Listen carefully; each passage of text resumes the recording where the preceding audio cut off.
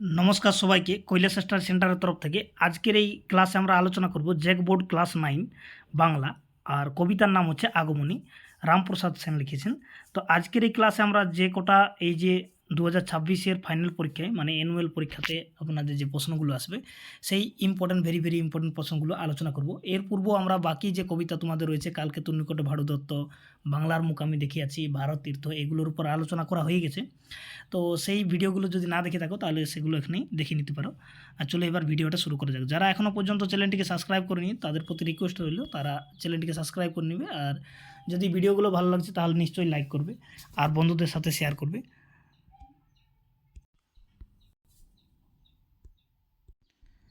তো আরেকটা কথা বলে রাখি, এর পরবর্তী ভিডিও যে রয়েছে আগমনের পরে আমরা কবর নিয়ে যে কবর কবিতা তোমাদের রয়েছে জসিমউদ্দিনের, তার উপর ভিডিও নিয়ে আসছি কিছুক্ষণ পরেই, ঠিক আছে?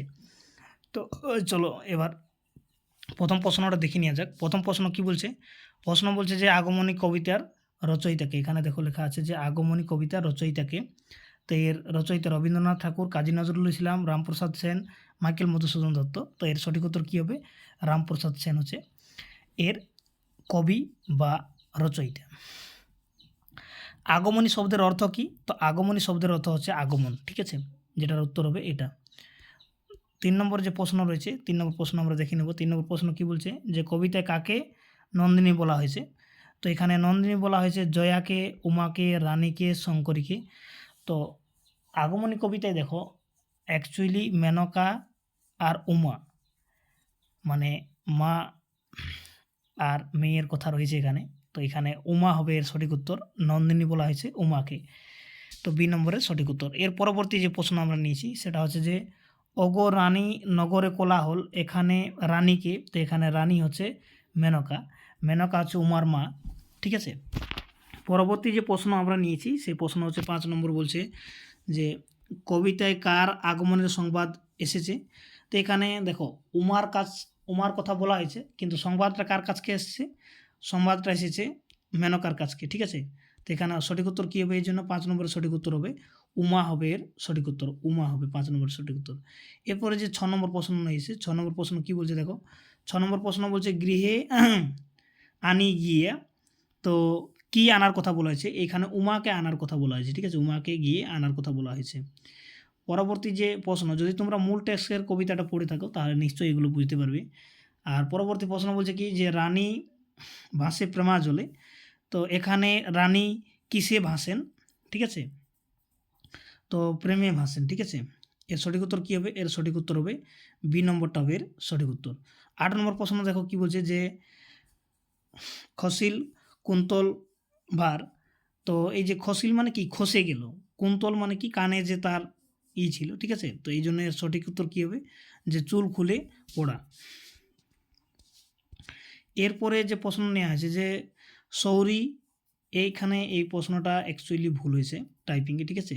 এটা সৌরি হবে না, এটা হবে গৌরী। গৌরী কত দূরে আর গো, ঠিক আছে? তো এখানে গৌরী কি? তো এটা টাইপিংয়ে ভুল হয়ে গেছে প্রশ্নটা সম্পূর্ণ, গৌরী হবে, ঠিক আছে? তো গৌরী আর কত দূরে গো, তো গৌরীকে এখানে, গৌরী হচ্ছে এখানে কে? এখানে গৌরী হচ্ছে অ্যাকচুয়ালি এখানে শিবের কথা বলা হয়েছে, ঠিক আছে? তো এটা কবিতা থেকে অতটা এই মানে কবিতা থেকে এই প্রশ্নটা আসবে না, তো তবুও নেওয়া হয়েছে। এরপরে যে 10 নম্বর প্রশ্ন নিয়েছি, উমা কিসে উপনতি হয়? তো উমা রথের থেকে নামে, ঠিক আছে? রথ থেকে হয়। পরবর্তী যে প্রশ্ন নেওয়া আছে সেটা আছে যে মা এলে, মা এলে কাকে বলে? তো এখানে বলা হয়েছে দেখো যে মেনকার যে কন্যা তার কথা বলা হয়েছে কিন্তু এখানে তার নাম উল্লেখ করা হয়েছে, এটা রানী বলে অ্যাকচুয়ালি, ঠিক আছে? রানী মানে মেনকা বলছে। এখানে বলা আছে শঙ্করী কার অপর নাম? তো শঙ্করী এখানে কার অপর নাম? উমারই আরেক নাম হচ্ছে শঙ্করী, কেননা তিনি শিবের স্ত্রী ছিলেন। পরবর্তী প্রশ্ন বলছে 13 নম্বর, দেখো যে কবিতাটি কোন রস প্রধান? তো এখানে ভক্তি রস প্রধান রয়েছে। তো এই ধরনের প্রশ্ন আসবে, যেমন আরও আমরা প্রশ্ন নিয়েছি আগমনী কবিতার মূল কোন উৎসবকে কেন্দ্র করে হয়? তো এখানে উৎসবের কথা বলতে হচ্ছে আগমনী আমরা দেখছি যে দুর্গাপূজার আগে উমাকে নিয়ে আসা হচ্ছে বাড়ি, তো এই কারণেই এখানে দুর্গাপূজার মূল উৎসব হবে। 15 নম্বরে যে প্রশ্ন নিয়েছি যে প্রাণ দিয়া সুধি ধার্গ, তো এখানে কি প্রকাশ করা হয়েছে? এখানে আকুলতা প্রকাশ করা হয়েছে। কার? মেনকার আকুলতা প্রকাশ করা হয়েছে। আর কবিতায় উমা কার কন্যা? তো কবিতায় উমা হচ্ছে শিব পার্বতীর, কখনো না, এই যে হিমালয় ও মেনকার কন্যা, ঠিক আছে। আর রানী কোথায় যেতে চান? তো রানী অ্যাকচুয়ালি নগরের পথে যেতে চান। 18 নম্বর যে প্রশ্ন নিয়েছি আমরা আজকের এই ক্লাসে, সেটা হচ্ছে দ্রুত গতি চলে কার কথা বলা হয়েছে? তো এখানে রানীর কথা বলেছে, কী জন্য? তার মেয়ে আসছে, সেই জন্য সে দ্রুত গতিতে যাচ্ছে। এরপরে যে প্রশ্ন নিয়ে আছে যে কবিতার প্রধান অনুভূতি কী? এখানে প্রধান অনুভূতি হচ্ছে মাতৃস্নেহ রয়েছে। আর কবিতার ভাষা কেমন রয়েছে? এখানে ভাষা রয়েছে সাধু ভাষা। তো দেখো 1800 দশকের সময় বেশিরভাগে যে রচনাগুলো হয়েছিল সেগুলো সম্পূর্ণ সাধু ভাষায় রচিত। তো আজকের এই ক্লাসে এগুলোই আলোচনা করছি, কেননা আরও অনেক প্রশ্ন রয়েছে, ঠিক আছে, সে প্রশ্নগুলো আসার সম্ভাবনা কম রয়েছে। এইদিকে যেমন প্রশ্ন নিয়ে আসে, দেখো যে প্রশ্ন বলছে কি যে উপনীত রথ কে ছিলেন? তো রথে ছিলেন এখানে উমা ছিলেন। কবিতায় জয়ার ভূমিকা কী ছিল? যে জয়া কে ছিল? মেনকার, সে সখী ছিল অ্যাকচুয়ালি। তো জয়া এখানে দূতী হিসাবে কাজ করেছে।